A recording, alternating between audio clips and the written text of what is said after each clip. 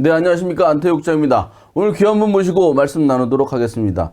저희가 그 실외에서 주로 했었는데 오늘 비가 와가지고 실내에서 모시게 되었습니다. 이육희 국민의힘 충북도당 수석 부위원장님 오셨습니다. 안녕하세요. 안녕하세요.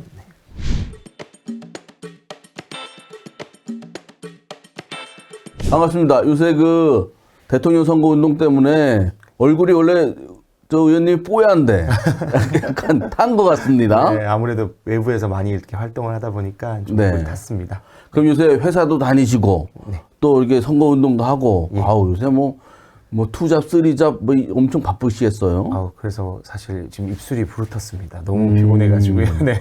그 제가 요새 KBS 청주에 가끔 나가는데 거기서도 이렇게 다른 분들이랑 박안희연 시연이랑 맞습니다. 토크도 하시고 하는데 상당히 바쁘고 아주 활기차게 활동하신 정치인입니다. 지금 국민의힘 충북도당 선거대책위원회에서 전략기획본부장도 맡고 계셔서 여러 가지 현안에 대해서 여쭙고 싶은 게 있어서 모셨어요. 일단 그 오늘이 이제 첫 주말로 이제 가는 거잖아요. 네, 맞습니다. 김문수 후보에 대한 지지도 뭐 반응 한 일주일 이제 하고 있는데 어떻습니까? 사실 이제 저희가 이제 국민의힘 경선 과정, 그러니까 대선 후보를 결정하는 경선 과정을 거치면서 그때 분위기보다는 사실 네. 이제 많이 좋아지고는 있습니다. 근데 아무래도 저희가 이제 탄핵 이후에 치러지는 대선이다 보니 지난 대선 때보다는 조금 무거운 게 현실입니다. 그러니까 솔직하게 말씀하시네, 그죠? 아이고 그 분위기가 이제 막 이제 뜨긴 해야 되는데 맞습니다. 지금 이제 정리하는 분위기고 뭐 일주일밖에 안 지났으니까. 맞습니다. 그래서 아마 남은 기간 동안 이제 어떻게 하냐에 따라 가지고 분위기가 어떻게 바뀔지가 딱 보일 것 같아요. 아, 그렇습니다. 그리고 이제 저희가 오후 2시쯤에 지금 녹화를 시작하는 건데요. 오늘 오후 3시 반, 4시쯤에 김문수 후보가 청주에서 유세를 하신다고요? 어제 이제 늦게 그게 이제 발표가 됐습니다. 그죠? 그래서 김문수 후보가 된 다음에 청주 와서 유세하는 건 처음이죠? 예, 처음입니다. 그러니까 오늘은 주로 언제 어떤 메시지를 청주에서 낼 것 같습니까? 네, 아무래도 일단 충청권 표심에 따라서 실제 선거의 이제 결과가 바뀌다 보니까 네. 충청권에서 내는 메시지가 네. 그 후보 입장에서는 매우 중요할 것 같거든요. 그래서 지금 가장 중요한 부분이 결국에는 충청권에서 원하는 네. 핵심 공약들이 어떤 게 있는지에 대한 거를 밝힐 텐데 아무래도 뭐 지금 가장 이슈 여야에서 모두 공약을 내걸고 있는 청주 네. 국제공항 민간 활주로 확보 건설이라든지 네. 실제 충청권 광역철도 그리고 뭐 추가적으로 오성 바이오 관련해 네. 가지고 건설하는 부분들 그래서 이런 부분들 특히 충청권에 계시는 주민분들이 원하는 이런 부분들에 대해서 아마 공약을 발표하고 가지 않을까 생각을 하고 있습니다. 그 충청권이 역대로 뭐 선거의 바로미터 지역이다. 충청권이 결심한 대로 이제 후보가 당선자가 되거나 낙선자가 됐는데 이번에도 그렇게 보시고 당 차원에서 충청권에 좀 투입을 많이 하는 건가요?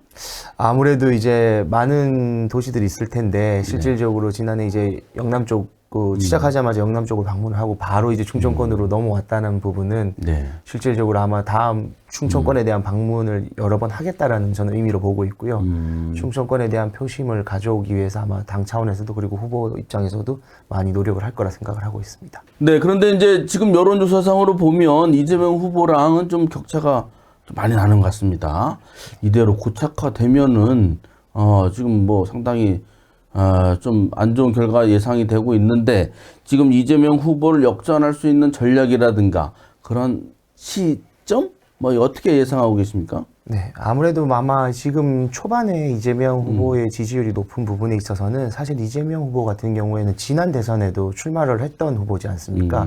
그리고 이제 거기에 대한 부분 그리고 앞에서도 말씀드린 것처럼 탄핵 이후에 치러지는 선거다 보니 그런 부분들 때문에 아마 초반 지지율이 이재명 후보가 높은 부분이 있다라고 이제 생각을 하고요. 네. 앞으로 이제 남은 기간 동안 어떻게 전략을 세우고 어떻게 선거를 하냐가 이제 저희 국민의힘 입장에서는 중요한 부분이라 생각을 합니다. 그래서 가장 첫 번째가 일단은 경선 과정에서 함께 이제 경선을 했던 분들과 어떻게 원팀이 되냐. 이 부분이 지금 가장 필요하다고 또 생각을 하고요.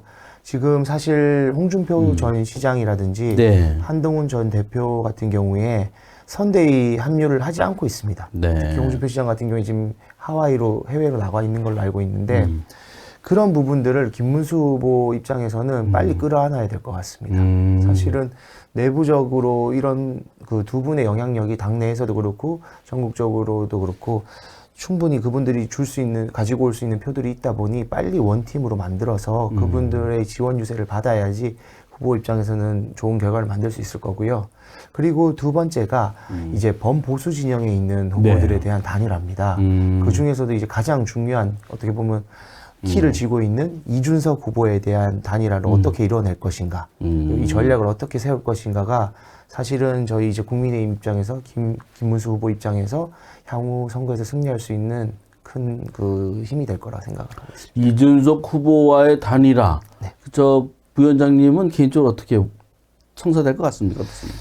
사실 저는 제가 이제 이준석 후보 입장이라고 하면은 어쨌든 이준석 후보가 원하는 거는 사실 국회의원도 아니고 향후 네. 대통령이지 않습니까? 본인의 이제 네. 정치의 인생에서의 목표가 최종 종착점은 대통령이라 생각을 하고 있을 텐데 본인 스스로가 더 잘할 겁니다. 왜냐하면 제4당에서 지금 현재 그 정당의 구조를 봤을 때 제4당에서는 대통령이 된다는 게 너무 어렵다고 생각을 할 거고 지금 지지율만 보더라도 아직까지는 한 자릿수지 않습니까? 그래서 그러다 보니 그런 부분에 있어서는 본인 입장에서는 합당 이제 국민의힘으로 들어와서 이렇게 향후 차기나 차차기를 노리는 게 본인 입장에 더 유리하다고 생각을 할 텐데 이제 그걸 뭐 본인 스스로가 외부에 표출할 수는 없을 거거든요. 네. 그리고 필요한 부분이 지금 결론적으로는 본인이 처음에 당에서 당대표였던 당시에 당에서 마치 쫓겨나듯이 나갔습니다. 그렇죠. 욕 많이 네. 먹고 나갔잖아요. 네. 그러다 보니 그런 부분에 대한 상처도 클 거고 그럼 오히려 반대로 지금 당원 입장에서는 당원분들 입장에서는 또 이준석 대표가 배신자라는 이렇게 얘기는 하고 계시지만 또 이준석 후보 입장에서는 네. 본인이 배신을 당했다라고 생각할 겁니다. 당에. 근데 이제 그런 부분들을 당 입장에서는 좀 이준석 후보의 마음을 좀 잘 헤아려서 네, 네. 어떻게든 이준석 후보와 단일화를 이룰 수 있게 이제 만들어야 되지 않나 이렇게 생각을 하고 있습니다. 그 연배가 비슷한 부위원장님이 가서 얘기해야 되는 거 아닙니까? 아이고 제가 젊은이들끼리 좀 얘기를 해야 되지 않을까 싶은데. 사실 그런 기회만 있으면 찾아뵙고 제가 어떻게든 설득을 드리고 싶은 마음입니다. 그 정도로 이준석 후보와의 단일화가 상당히 또 중요한 그런 역전의 발판이 될 수도 있다. 이렇게 여기는 거군요. 그런데 지금 그 뉴스나 이런 걸 보면 여러 가지 그 걸림돌이 아직도 있는 것 같습니다. 가장 이제 큰 게 윤석열 전 대통령이 아직도 탈당을 안 했고, 그 당원들 입장에서는 어떤지 몰라도 일반적으로는 그렇게 내란 사태로 인해서 내란 우르머리 재판도 받고 있고 대통령도 파면이 됐고 그랬잖아요. 그럼 탈당하는 건 당연하다고 생각하는 국민도 적지 않은데 어떻습니까? 이게 탈당이나 출당 이런 거에 대해서는 어떻게 예상하시고 어떻게 될 것 같아요?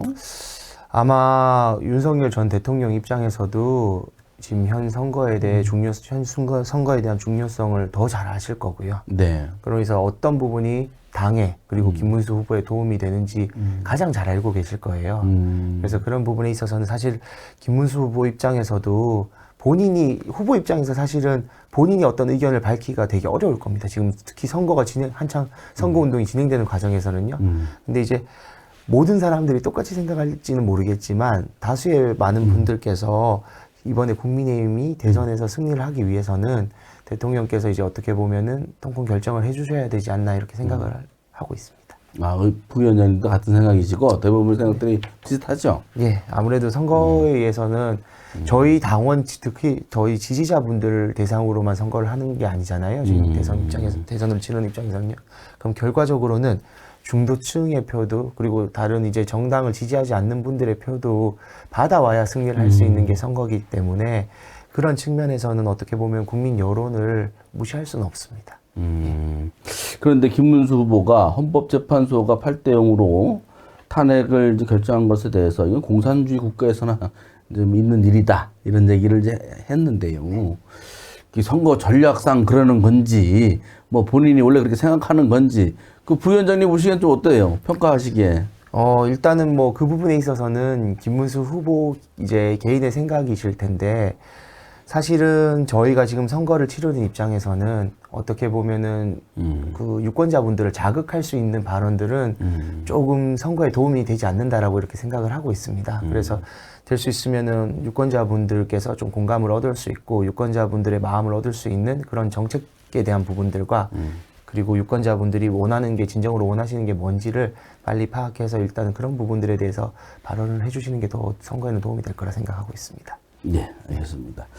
그 참 당 내에서도 여러 가지 어려운 점이 많을 텐데 아주 솔직히 담백하게 좋은 말씀들을 해주셔가지고 또 이해하는데 큰 도움이 되고 있습니다. 그리고 이제 최근에 국민의힘 충북도당 선대위 출정식 했지 않습니까? 근데 반가운 분들이 많이 있더라고요. 뭐 김진모 당협위원장, 김동원 당협위원장, 뭐 이렇게 각 당협위원장들 잘 못 봤던 분들이 마이크 잡고 이렇게 유세도 하고 이렇게 하던데 지금 국민의힘 청주 각 당협위원장들의 어떤 태도라고 할까 분위기, 그 당원들 그 파이팅의 정도는 어떻습니까? 일단은 더 잘 아시겠지만 이제 선거가 그 쉬운 선거는 아니지 않습니까? 이번 선거 자체가. 그러다 보니 당협위원장뿐만 아니라 지금은 모든 당직자분들 그리고 당원분들도 최선을 다해서 뛰고 있습니다. 왜냐하면 사실은 선거의 승패가 결과적으로는 선거 운동 기간에 어떻게 하냐에 따라서 결정되기 때문에 물론 뭐 그 전에 이제 여러 정책들과 이런 부분들이 뒷받침이 돼야겠죠. 그래서 그런 부분들에 있어서는 지금 어떻게 보면 너나 할 거 없이 다 열심히 뛰고 있는 상황입니다. 저희가 그때 출정식 쇼츠를 만들었는데 김진모 위원장이 당협위원장이 얘기한 쇼츠가 인기가 많았어요. 김문수 후보는 사나이다 이거를 했는데 3,100회인가 봤으니까 저 미디어테 유튜브에 3,000회는 상당히 많은 거라. 역시 인기가 있으시네요. 인기가 있고 김동원 위원장도 1,000회가 넘었고 서승우 위원장도 이렇게 여러 사람들이 보곤 하는데 어쨌든 국민의힘 당원이라든가 선거 운동원들이 좀 이제 세를 이제 결집하고 힘을 내고 있는 과정이다. 네. 그 과정에서 오늘 청주에서 좀 있다가 김문수 후보가 와서 이제 한번 쫙 유세하고 가면 좀 살아나겠네요. 아무래도 오늘 이제 많은 분들이 나와주실 거라 이제 생각을 하고 있고요. 지지해 주시는 분들께서요. 그래서 오늘 이제 어쨌든 선거 초반에 그 선거운동 기간 초반에 이제 후보자께서 청주를 방문해 주신다는 것 자체부터가 이제 청주에 대한 어떻게 보면 충청권에 대한 중요성을 이제 인지를 하고 있다라고 보고 있습니다. 그래서 아마 오늘 이후에 네. 또 몇 번을 더 방문을 해줄지 모르겠지만 오늘 이후에 또 이제 충청권의 민심의 변화가 있지 않을까 이렇게 생각을 하고 있습니다. 알겠습니다. 그래서 앞으로 우리 충청권 청주를 중심으로 해서 판세는 어떻게 전망을 하시고 있어요? 이제 아무래도 선거 초반이다 보니까 지금 어떻게 판세를 이제 예측하는 게 사실 어려울 수 있습니다. 그래서 아마 앞으로 남은 기간 동안 이제 국민의힘 입장에서 그리고 김문수 후보 입장에서 어떤 정책들을 내놓고 그리고 앞에서 말씀드린 단일화 부분들 그리고 내부 원팀을 만드는 부분들에 대해서 어떻게 성과를 내냐에 따라 가지고 그 판세는 뭐 저희가 훨씬 더 유리한 방향으로 갈 수 있을 거라 생각을 하고 있습니다. 네. 그 마지막으로 부위원장님은 유권자들 뭐 이렇게 길에서 유세하고 율동할 때 말고 사람들 만나서 이제 인사하고 김문수 후보를 홍보하고 할 때 유권자들에게 주로 어떤 말씀을 하십니까? 아무래도 김문수 후보가 전국적으로 이렇게 어떻게 보면은 이렇게 관심을 받은 거는 이번이 이제 어떻게 보면 대선 후보로 선정되면서라고 이제 생각을 하거든요.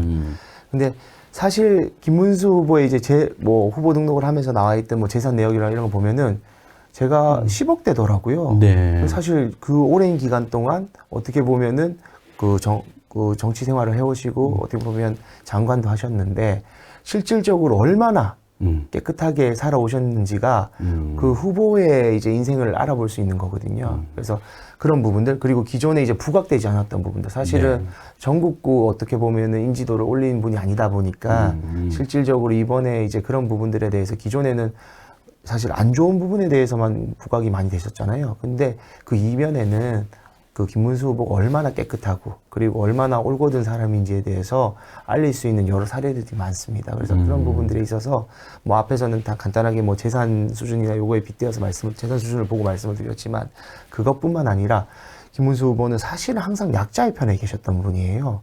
실제 지금 저희 당에서 이제 정치 활동을 하셨지만 처음에는 노동자분들을 대변하기 위해서 어떻게 보면 노동조합에서도 일을 하시고 그리고 약자분들을 항상 대변해왔던 분이시기 때문에 어떻게 서민분들을 위해서 일할 수 있는 진정한 이제 대통령이 되시지 않을까. 그리고 본인의 사리사욕을 위해서 일하시는 분이 아니라 정말로 국민들 위해서 본인이 뭔가를 희생할 수 있다면 희생할 수 있는 분이라고 저는 생각을 하고, 잘 모르는 부분들, 그러니까 기존의 김문수 후보에 대해 잘 몰랐던 부분들에 대해서 많은 유권자분들께 알려드리기 위해서 노력하고 있습니다.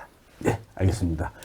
더 좋은 말씀 듣고 싶은데 좀 있으면 또 청주 성안길로 가야 되기 때문에 오늘 여기까지 하고 하여튼 건강하게 잘 선거운동 하시기 바라겠습니다. 네. 네, 고맙습니다. 감사합니다.